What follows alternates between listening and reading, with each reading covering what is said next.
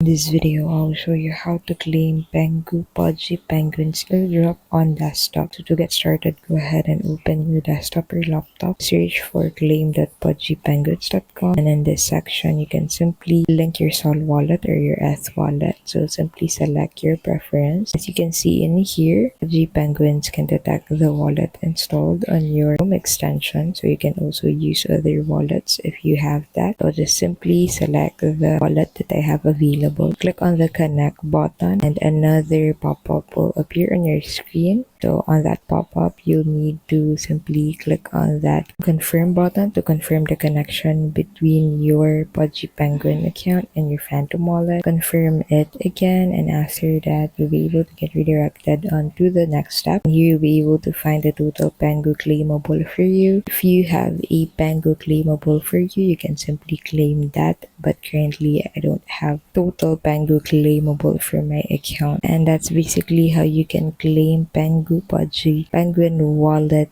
airdrop on desktop. Thank you so much for watching. We'll see you in the next video.